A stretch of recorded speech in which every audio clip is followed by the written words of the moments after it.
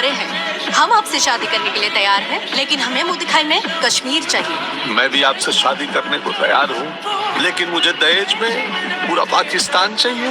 सत्ता का खेल तो चलेगा, सरकारें आएंगी जाएंगी, पार्टियां बनेगी बिगड़ेंगी, मगर ये देश रहना चाहिए।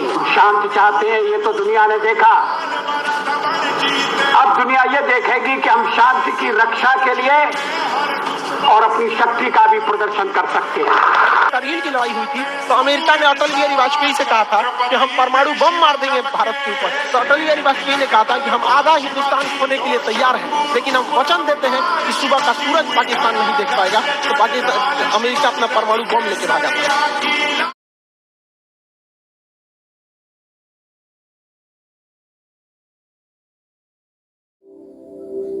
जो खुदा के दान दशवांशों को अपने पेट के लिए बढ़ा रहे हैं,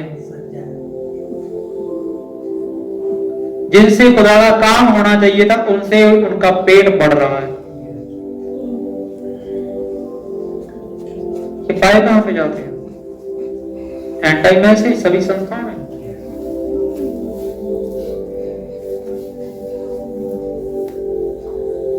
आज खुदा का पुत्र पृथ्वी पर मौजूद है इस वचन के रूप में। इस वचन के रूप में खुदावन यीशु मसीह पृथ्वी पर है, आ चुका है ना। और जितने भी खुदा के लोग उसकी शान में खड़े हुए हैं और जो भी सेवकाई में समर्पित किए हुए हैं, आज पूरी पृथ्वी का दशवांश कहां पे होना चाहिए? यहां पर क्या है? सांप का वंश आज भी पेट के बल चल रहा है।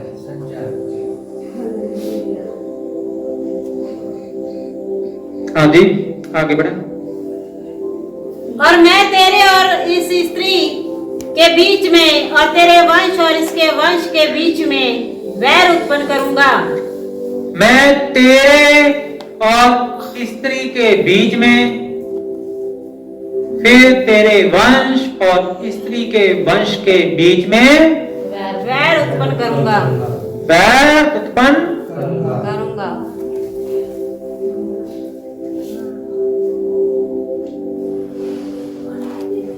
वैर उत्पन्न करूंगा।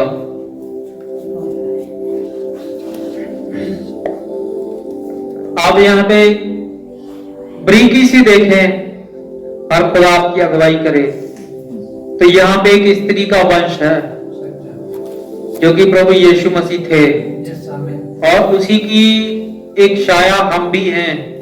हम भी दुल्हन में से निकले हैं। आमीन। और वचन में लिखा हुआ है, स्त्री का वंश ही तेरा किसका? स्त्री कुचलेगी। ये टाइम ऐसे ही वाली जो स्त्री है कुचल पाएगी? कोई प्रतिज्ञा नहीं है इसके लिए। इसके लिए कोई प्रतिज्ञा बाइबल में पाई ही नहीं जाती। प्रतिज्ञा पाई जाती है जो स्त्री ये यौन सा वंश लेके आ रही है उसके लिए। और ये स्त्री का समय था 1909 से लेके 1965 तक। 1965 से लेके 2021 तक उस स्त्री का समय खत्म हो जाता है, और 2021 के बाद वो पुत्र उस स्त्री का वंश आ जाता है। क्या आप उस स्त्री का वंश हैं? हालेलुया।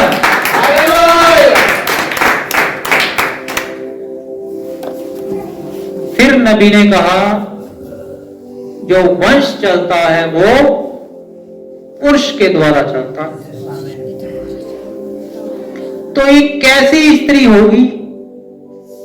ये बड़ी खास स्त्री है जिसके द्वारा वंश चलता है। ये आदम है। आपके और मेरे रूप में खुदा ने उसको देखा था। उसने अकेली फीमेल के रूप में नहीं देखा था। खुदा ने उस स्त्री को आदम के रूप में देखा था। आमीन।